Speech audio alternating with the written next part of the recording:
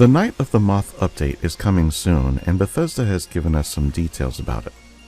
This update will bring us the Mothman Equinox seasonal event. In this event, you will help a sect of Mothman cultists who call themselves the Enlightened to summon the Wise Mothman in Point Pleasant. Earlier, senior quest designer Carl McKevitt and lead designer Don Edgton spoke about this update in a dev dive video. Let's take a look at what they had to say. Before we get into how the event itself works, why did we choose a Mothman theme? The Mothman is a very popular character of players, as I'm sure everyone watching knows. So we wanted to make an event that felt unique to 76 and also put that character in the spotlight. So right off the bat, we learn that the Mothman was chosen based on popularity.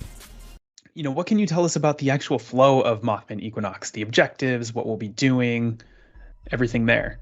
So the event takes place in Point Pleasant, of course, which is the home of the Mothman, and you help out a special sect of the cult, which is called the Mothman and the Wise Mothman's Enlightened. And the primary difference between them is that they worship the Wise Mothman instead of the other red-eyed Mothman that you experience throughout Appalachia.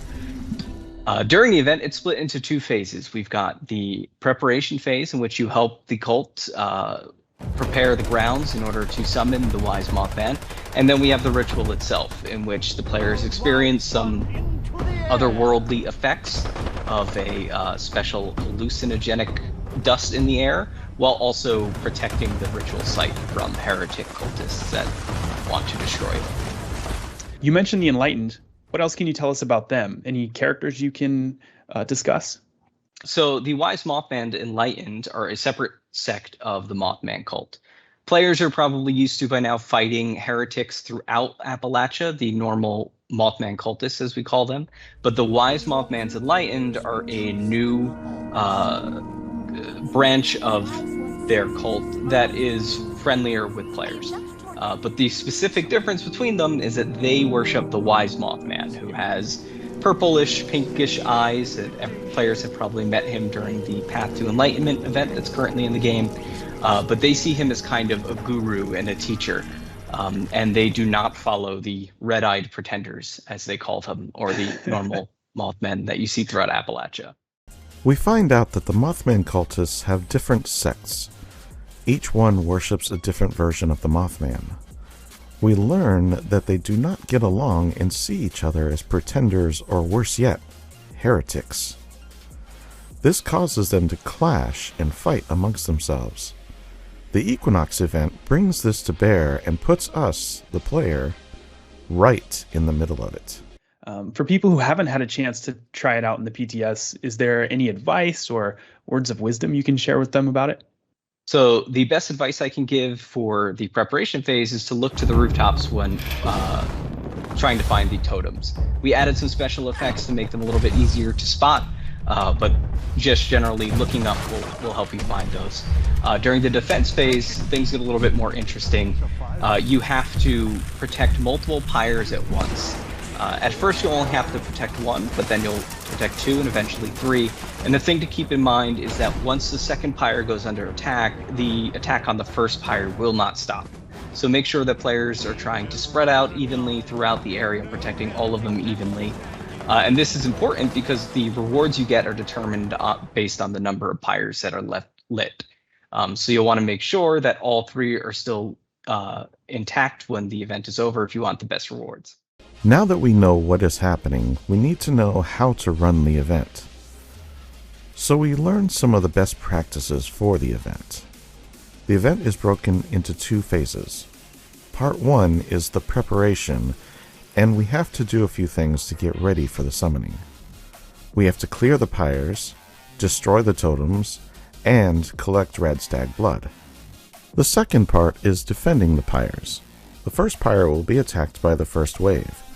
After that wave is cleared, the second pyre will be attacked. While the second pyre is being attacked, the first one will also be getting attacked again. The same is true with the third pyre.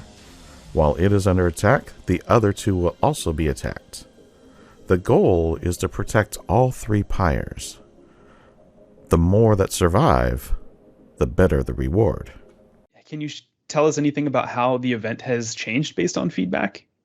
Sure. PTS is invaluable to us. The main thing that we take from it is to get a player's perspective. We as devs playtest internally all the time, but the types of priorities, needs for clarity, general difficulty balance that comes from players is completely different and super helpful to us. So we made several changes already just based on kind of pacing, clarity, and difficulty based on the feedback that came from that. And I really can't express enough how helpful the PTS is to us and how thankful we are for all the feedback that we get. The next question was about how feedback has changed the event. We found out just how important the PTS is to the dev team. What we players give as feedback is more important to the devs because they test things with a different perspective. I think what he was trying to say here is that the devs test the game more from a mechanics standpoint. Does it work? When players test it in the PTS, they are coming at it from a point of view that is slightly different. While we do want it to work, we also want it to be easy to understand and be fun at the same time. So the feedback helps the devs bring the new content into alignment with the original vision and player needs. One other thing I wanted to touch on with Mothman Equinox is the Cultist High Priests. These guys are going to be spawning throughout Appalachia. Carl, what are they up to? Yeah, so similar to the event, they use the moth dust to affect things around them. They work pretty similar to the way that the treasure hunter and other special encounters worked in the past, but they tend to modify the area around them a little bit more. Specifically, they can sort of take control of other hostile creatures in the area and adds a special element to them that makes them look a little bit visually distinctive. This can cause some pretty wacky side effects, including if one happens to wander into a public event area. But we wanted to create a little bit more of a challenging dynamic enemy that you encounter throughout the area. And they'll have some special rewards as well, some unique outfits and other goodies.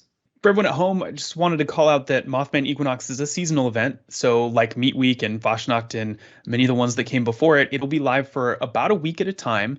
This first time it will be available for 2 weeks, starting December 8th after the patch launches.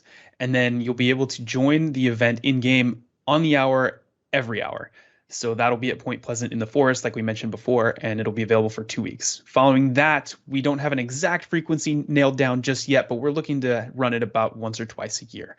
So you can look forward to running Mothman Equinox fairly often. The secondary part of the event is the Cultist High Priests that will spawn all over Appalachia. These priests can control nearby creatures similar to the Flatwoods Monster. They will also give us special rewards too. We also learned that the event will be live for about a week at a time each time it comes around, except for the first one. That one will run for 2 weeks. This will happen on December 8th, which is when the update goes live.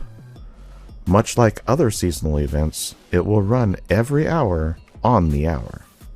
And we've also had a UI change for events on the map. Don, can you tell us a little bit more about that? Absolutely. One of the things we've always wanted to make sure is that players understood what they're getting into. So now if you hover over to a event on the paper map, you'll be able to see a preview of the kind of event rewards that you're going to get if you complete that event. It's something we've tried to move into. We've had it in daily ops. We're trying to move it into the events. We want to try to get that kind of feedback in for everything eventually.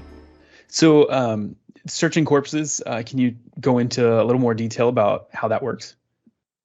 Absolutely. Right now, when you go up to corpse, you can only sort of search that one corpse and get the quick menu, or you can transfer items into it and use the larger one. But we've replaced that functionality now with, if you do press X and hit our new search nearby button, you're going to see not just the corpse you're looking at, but all the ones around you as well. We're still kind of tweaking the numbers on the distance there, but it's essentially sight range. It's within a reasonable amount. And that allows you to do things like, hey, I want to take just the ammo and do it quickly instead of slowly, or if I just want to look for any legendaries nearby, you can do that in even just a few seconds rather than the tedious task of maybe several minutes of running around and trying to find every single body that you killed. It's definitely going to make life a little easier at the end of Radiation Rumble. I know that for sure. Some of these quality of life improvements, I feel like there's a little bit of a theme of sharing, not just team XP, but also legendary loot. Can you tell me more about those? Absolutely. One of our key sort of design goals is to make sure that playing with other people feels nice. You don't want to see someone else and be like, oh, who's that? They're going to get in my way, or they're going to take my stuff, or they're going to be a problem. We want you to see someone and be like, oh, great, someone to help. So that extends obviously to a team, because they are intentionally supposed to be somebody who's there to help you out. And we don't want to have a case where you're mad because a teammate shot someone before you got a chance to. So XP sharing means that if a teammate kills an enemy, even if you didn't shoot at all, you get to share that XP. It is 50%, so it's not the full amount, but it means that it's not a problem if everyone's mowing everything down, because we all sort of share in the experience and in value of that. And legendary loot sharing is a similar kind of thing. If you see another player, just a random stranger, and they're shooting a legendary and killing it before you even get a chance to, you don't want to think, oh, well, that person should have waited and shot it once and then let me shoot. That's not necessarily a fun experience. So if you can see that legendary, if you can engage into it, we're just going to, be generous to you and say that you get to share in the loot as well. And obviously, hopefully you do contribute. Now we get into the game improvements, starting with the event's UI. This has been updated to show a high-level overview of rewards that can be gained from the event. He also went over some of the other quality of life improvements. He touched on the new looting features, nearby looting and legendary looting, and even experience sharing. These are very helpful, and many players will benefit from these features. So another highly requested community change, Pip Boy Colors. How did you and the team decide to make it so we can change those? For all our quality of life improvements, we listen both to our internal playtests and to what the public is saying. We have a system to sort of stack rank based on the overall impact of a change or addition, taking into account how many people would it affect, how much is it going to affect them. Our goal is to, remove what we as designers call friction as much as possible. Also to streamline the experience to make sure players can, focus on the fun, but also in some cases like the Pip Boy Colors, they're just things that they just better the overall sort of, experience of the game. You want to be able to customize that in such a way that it's easy on your eyes. So those are the kind of things that we target is things that will affect you more often than not. I think we can agree that all the features mentioned so far are great and much needed improvements.